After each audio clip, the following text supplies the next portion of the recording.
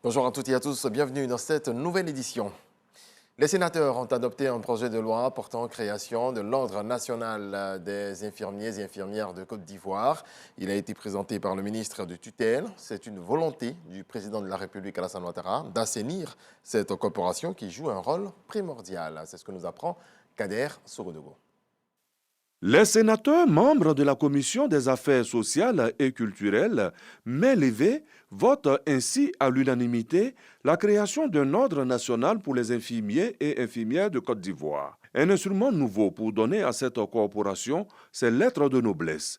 Le projet de loi comporte le Conseil national de l'ordre, les conseils régionaux, les conseils départementaux. Il prend en compte les sections disciplinaires. Les conditions particulières d'accès à la profession y sont mentionnées. Sécurité sanitaire de la population, la qualité des prestations de soins pour la performance du système national de santé, la tutelle tient le bon bout. Nous voulons implanter durablement donc, le capital humain, surtout leur engagement, leur dévouement, mais surtout leur conscience professionnelle en donc, reformant les ordres. Ça a été d'abord l'ordre des médecins, l'ordre des sages-femmes et maïoticiens, et aujourd'hui c'est l'ordre des infirmiers, qui sont donc des organes qui vont non seulement faire appliquer le principe donc, de l'éthique et de dévouement donc, du personnel dans leur mission, mais également participer à la formation de ce personnel et nous aider donc, à contrôler ce métier donc, sur le terrain. Selon le ministre de la Santé, de l'Hygiène publique et de la couverture maladie universelle, Pierre Dimba, la Côte d'Ivoire compte à ce jour 56 000 infirmiers et infirmières diplômés d'État.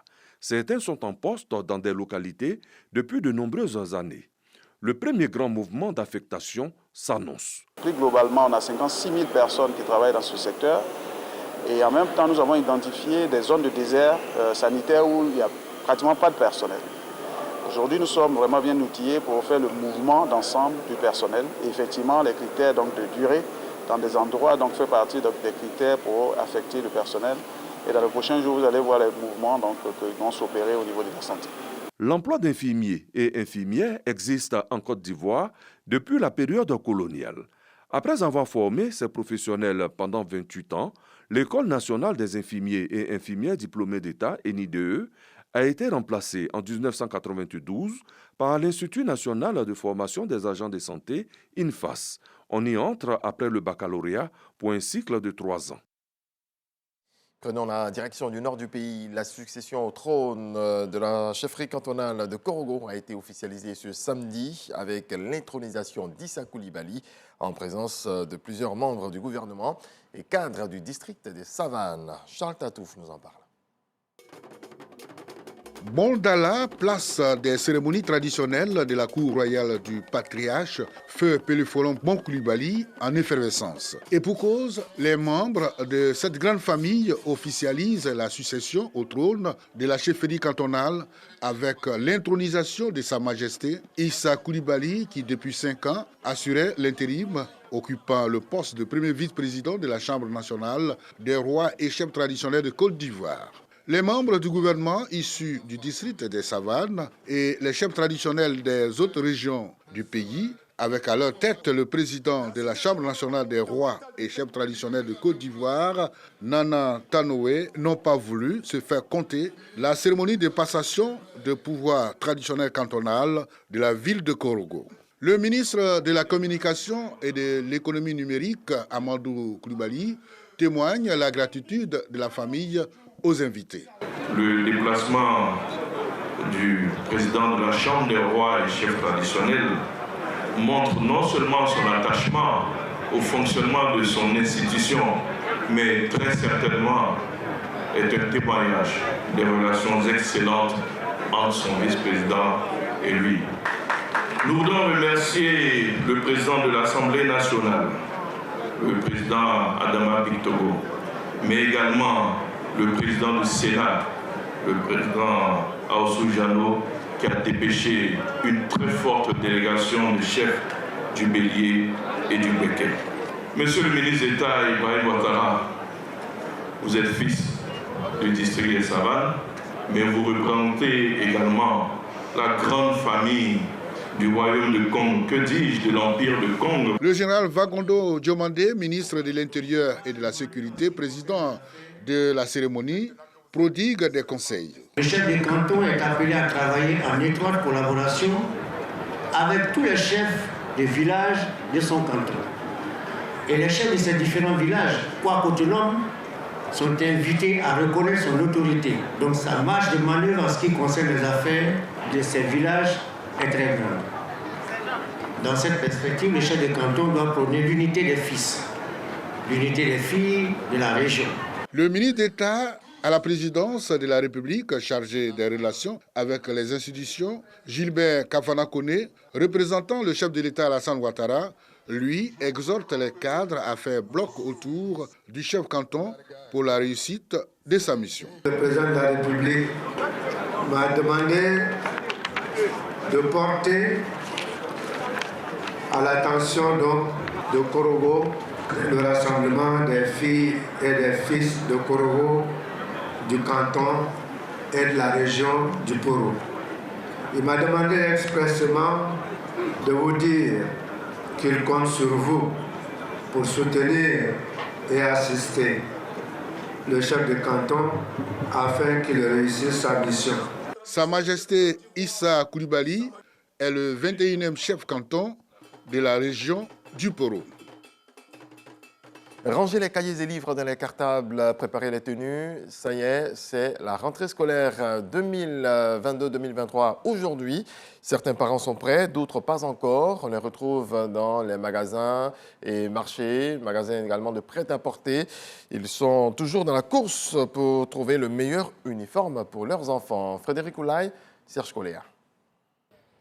Quand la rentrée des classes s'annonce, les marchés et magasins refleurissent de tenues scolaires. Commande sur mesure ou prêt-à-porter, les choix des uns et des autres diffèrent. À la Sikoji, dans la commune de Yopougon, Richard, parent d'élève, a sa petite idée sur ce qu'il lui faut. Ici, les coûts sont plutôt abordables.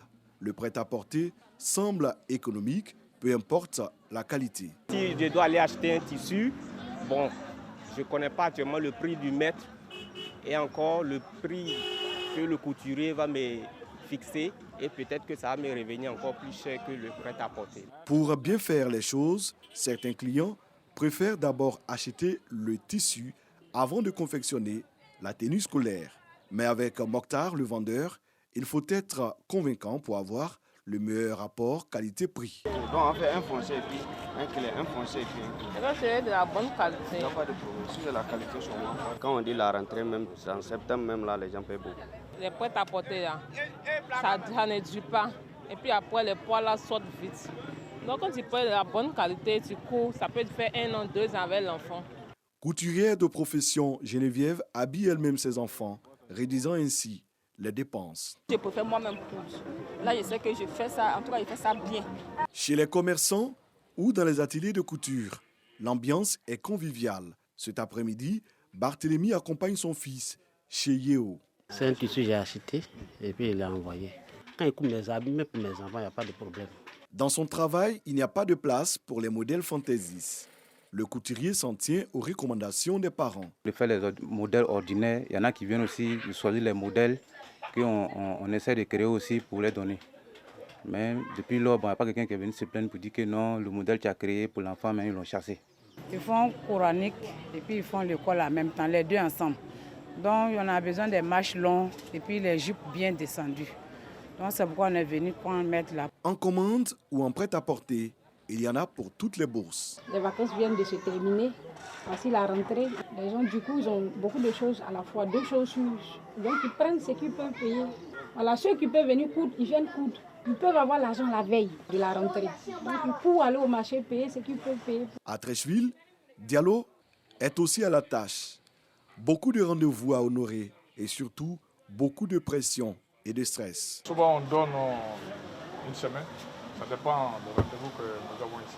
Le kaki, là, on n'exige pas trop de modèles, sauf les bleus blancs. En tout cas, d'autres, ils disent que c'est dans l'école qui a choisi tel modèle. On ne peut pas dire qu'on respecte les rendez-vous à 100%. Ça dépend des clients. La rentrée, c'est dans une semaine.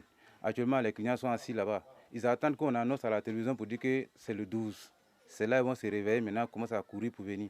Même s'ils viennent que tu dis que tu ne peux pas faire, pardon, mais tu prends, à la dernière minute, c'est eux qui vont venir se plaindre pour dire non, tu m'en as fait en dehors. Comme on peut le voir, la rentrée est déjà effective chez les commerçants et couturiers.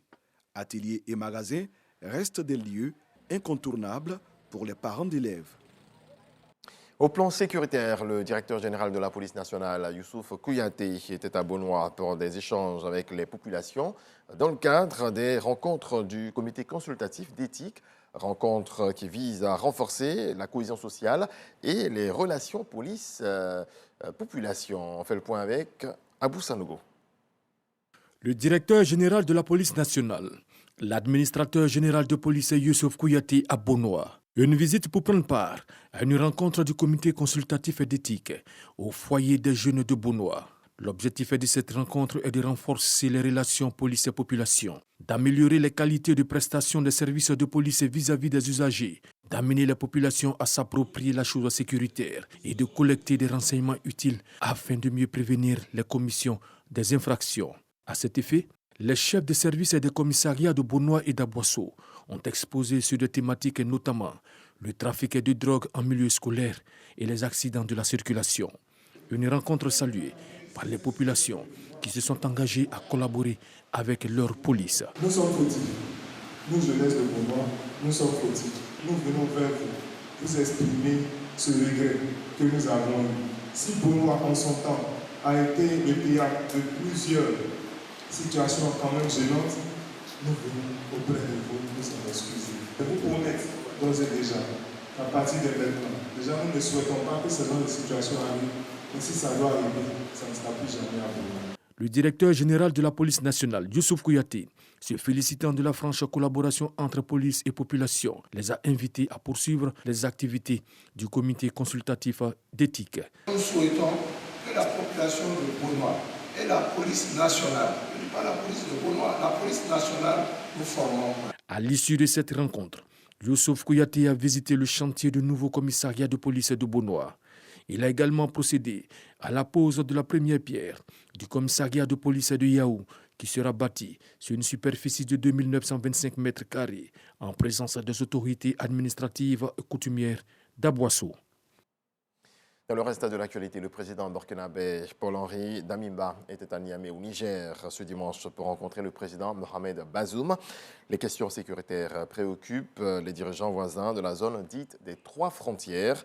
Ils ont parlé de la mutualisation des moyens, des échanges d'informations et surtout d'opérations conjointes pour combattre les djihadistes. Point final, excellente journée à vous et comme vous le savez, je vous souhaite la paix dans vos foyers.